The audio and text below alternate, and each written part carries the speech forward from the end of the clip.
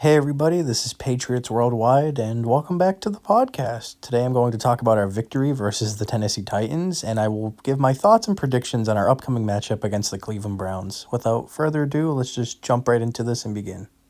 The Patriots beat the Titans 31-13, making that our fourth straight victory, making us 5-2 on the season, and still remaining in first place in the AFC East. It was also our third consecutive road victory, and with that, we are heading home to face Cleveland. And we know this Foxborough crowd is going to be feisty, and we are going to support our team, and this is why this game is going to be a fun one. But first, to talk about the Titans, it was a fun match. It was very fun. It was a great game. Ramondre Stevenson scored a touchdown. Good for him. I'm not falling for the trap. Not doing that. Drake May had 2 touchdown passes, one to Austin Hooper and one to Kayshon Boutte. And that pass to Kayshon, it traveled a little over 50 yards in the air, but man, Drake May with a deep pass, you don't get tired of seeing it. It's a thing of beauty. On the defensive side of the ball, we also played really well, totaling 4 sacks, and K'Lavon Chaisson contributing 2 sacks, also having a forced fumble, a fumble recovery, and a touchdown. Should have been in contention for Defensive Player of the Week, but it's okay. He still did his job, and he was undoubtedly the defensive player of the game. Marcus Jones collected another interception on the season, and I've got to say, for Marcus, he's really proven me wrong. I really thought this was going to be his last year as a Patriot. I assumed he was just going to ride out the final year of his contract. We were just going to let him go and replace him, but not only is he an elite punt returner, but he's really becoming a very solid, reliable cornerback. I'm not going to say he's a great cornerback, but he's definitely reliable and consistent. We just got to keep that going, and I'm hoping we extend him for the long haul. The Mike Vrabel revenge game was everything we could have wanted. Not only was it clean on offense, our defense showed up, did their job, and it was so good that even the Tennessee fans in attendance were serenading Mike Vrabel and giving him the praise he deserved as the Patriots walked out with the victory. Not much to really complain about. Like I said, offense was solid, defense did their jobs, special teams was good. We kicked 1 field goal. Andy Borregales had a 100% field goal rating on the day, obviously, as he's only kicked 1 and he made 1. Bryce Baringer had 4 punts for about 150 yards. Again, not bad. Very good numbers for him. The only thing that gave us all a scare was around the third quarter. I want to say it was mid-third quarter. Drake May went down with an apparent injury. It was just he took a bump, but again, when you see the blue tent come up, it's very scary. Josh Dobbs came in and held his own, led a drive, and before you knew it, Drake May came back in, and it was like he never left. But Dobbs being able to hold his own in that environment, the former Titans quarterback getting a couple of reps in, it was good. It was excited. Demario Douglas made a really impressive catch. The pass was thrown behind him by Drake, and he was able to adjust mid-route and lean back enough and contort his body. I can't speak today. Contort his body and make the catch. Yeah, you know how I feel about Pop Douglas. I just want him to be able to contribute and do the right thing, make the right play, and just get it done. And I'm not going to continue to hold a grudge over him for that one blunder he had against Pittsburgh. Yeah, that play left a sour taste in my mouth, and I was very salty over it for a long time. But we are a much better team from 5 weeks ago, and we have improved greatly. And as long as Pop is able to continue to contribute to each victory we get every week, that's all that really matters. Just keep on this pace and we'll be fine. My only negative takeaway on this game, and it's more of just a personal complaint, what's with the lack of TreVeyon Henderson? Because he only had 2 carries for 5 yards, whereas rookie running back Terrell Jennings, mind you, was elevated to the roster the night before the game, had 5 carries for 18 yards. Now, was Josh McDaniels saving a game plan for TreVeyon Henderson late in the season for a potential playoff push? Who knows? But it's just really confusing to me because Henderson, to me, just looking at him on film from college to now, he could be used as an elite version of James White or Shane Vereen. He can be phenomenal in the catching game. He could be great in the running game, and he's also a solid pass blocker. So what gives? I'm not saying you have to start him and push him and let him run with it, but all I'm saying is once this man has his breakout game or even finds his footing, it's over because he is solid. He just hasn't been able to get it going yet from what I've seen. But even this Sunday against the Browns, for all we know, this could be his breakout game. He could have a multi-touchdown game or his first 100-yard game, and that'll be it. That should cement him to be the running back 1. I don't get it. And going back to what I was saying about James White and Shane Vereen, you remember how good they were in the backfield if Brady or Mac with James White, if anybody needed a security blanket, it was James White. And even in the Super Bowl 49, if you remember Shane Vereen, he had an insane game. He had the game of his life. So why can't TreVeyon Henderson do that for Drake? And mind you, this is a guy we're going to have for potentially 4 years if it all works out. So why not just incorporate him more now? And especially Josh McDaniels, that surprises me the most because he loved calling those kind of plays, especially halfback screens. He calls them with Ramondre, who's been solid, but he's not a quickster. He does not have the speed like TreVeyon Henderson might. So unless I'm missing something, or maybe they're just waiting to use him as a secret weapon, so to speak, I don't know. To wrap up this Titans recap, I want to talk about Drake May's stat line. He had, once again, a very great game, completing 21 out of 23 passes. Yep, Drake May only had 2 incompletions on the whole day, having a 91 completion percentage, 2 touchdowns, and throwing for 222 yards, and also having a passer rating of 136. I'm telling you, this kid, every week, he is proving that he is not only the answer, he is the truth. Shout out Paul Pierce. And on the ground, Drake had 8 carries for 62 yards. Not bad, but I hope we see his running game be incorporated more often. Just need him to be careful and learn how to slide better. Thankfully, Josh McDaniels has taught him to be smarter when it comes to that.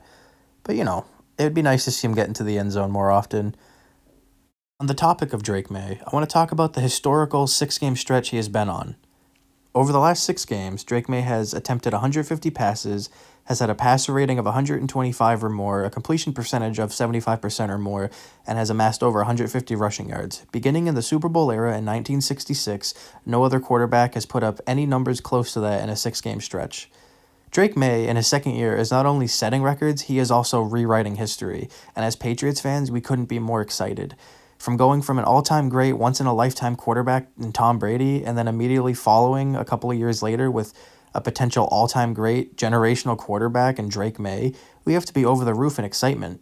It is just so awesome to see him do it every week and play cleaner football, and every time we look at it, we always say, well, he can't get better than this, can he? And he does. Like I mentioned, in the Titans game, he only had 2 incompletions on the whole day.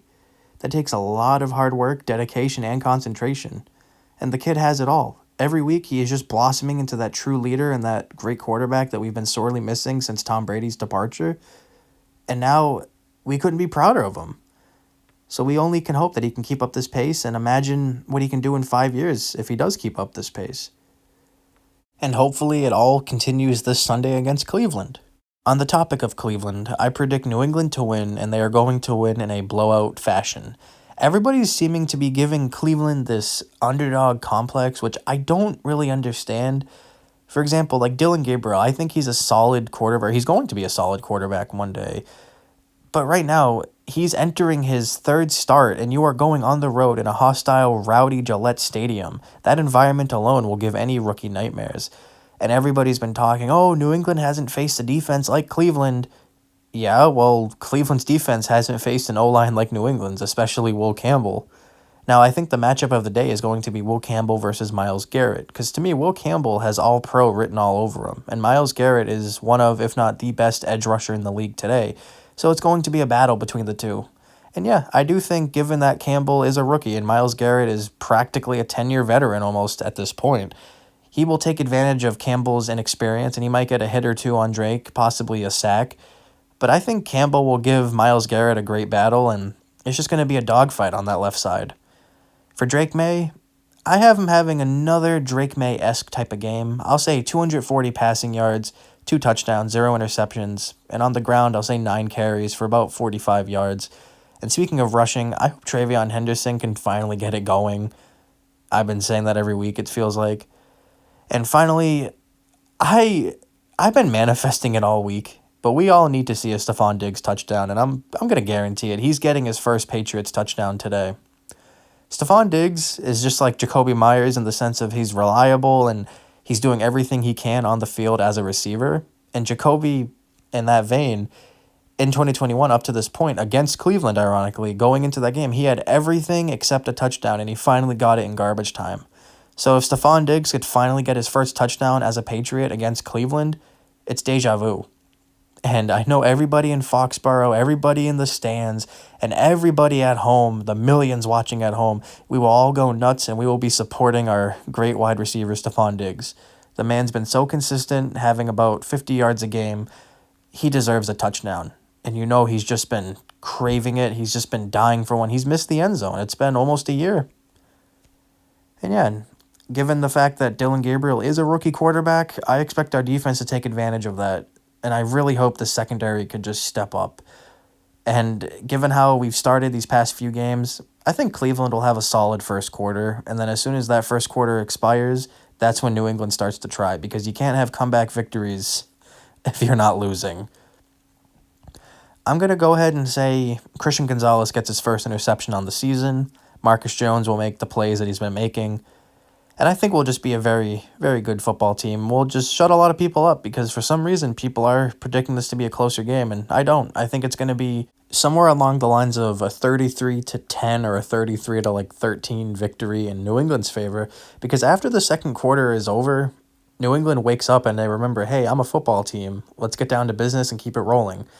And on that note, I think Demario Douglas gets in the end zone because he's long overdue for a touchdown. And Ramondre Stevenson, he's been rolling as of lately. And if he can just keep down the fumbling and just keep doing what he's told to do, just keep getting in the end zone, keep winning. And New England will have 5 consecutive victories going into the halfway point of the season. And again, can't believe it's almost halfway over. Feels like we just started.